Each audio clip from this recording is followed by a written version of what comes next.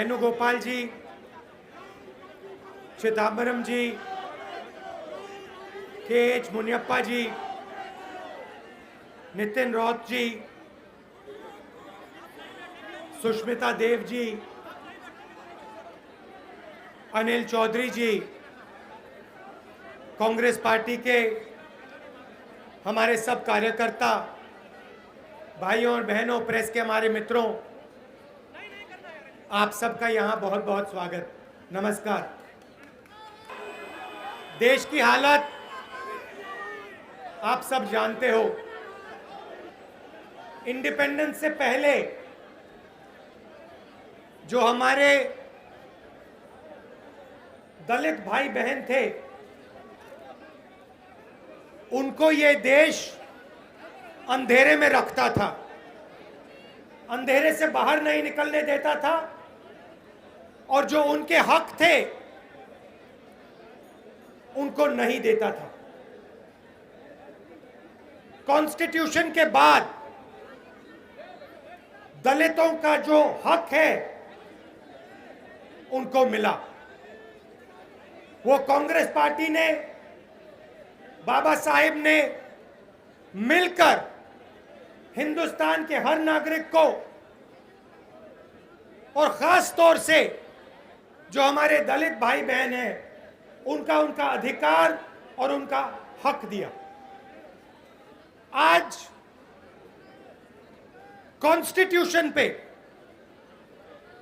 संविधान पर नरेंद्र मोदी, आरएसएस और उनके 4-5 उद्योगपति मित्र कर रहे हैं। जहां भी आप देखिए, कॉन्स्टिट्यूशन पर आक्रमण हो रहा है। पार्लियामेंट में हम किसानों की बात उठाएं, दलितों की बात उठाएं, पिछड़ों की बात उठाएं, महिलाओं की बात करें, पार्लियामेंट में हमें बात करने नहीं देते हैं। कल राज्यसभा में पहली बार इतिहास में, पहली बार इस देश की हिस्ट्री में सांसदों को मारा गया, धकेला गया, पीटा गया।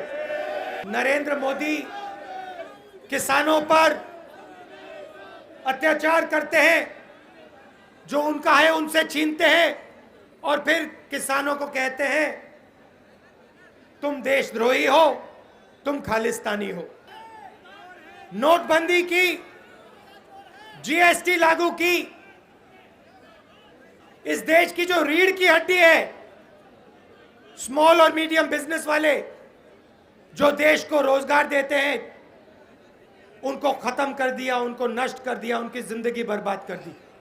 कोरोना के समय हमने कहा जनता को डायरेक्ट आप पैसा दीजिए, स्मॉल मीडियम बिजनेसेस की मदद कीजिए, मगर नहीं, नरेंद्र मोदी जी ने सिर्फ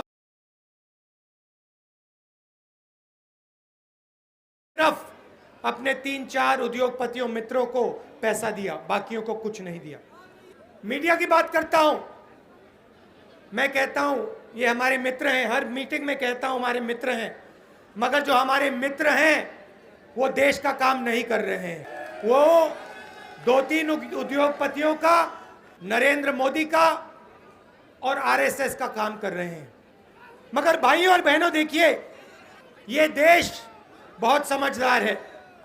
देश की जनता को सब कुछ समझ आ रही है, और आस्ते आस्ते देश में, दलितों में, गरीबों में, किसानों में, मजदूरों में एक आवाज आपको सुनाई देगी, और वो आवाज आस्ते आस्ते आस्ते आस्ते बढ़ती जाएगी, और फिर एक दिन वो आवाज एक तूफान बन जाएगी, और वो तूफान नरेंद्र मोदी को प्रधानमंत्री के घर से उठा के बाहर फेंक देगा। हमारा काम देखिए, बाबा साहेब ने, महात्मा गांधी जी ने इस देश को क्या सिखाया।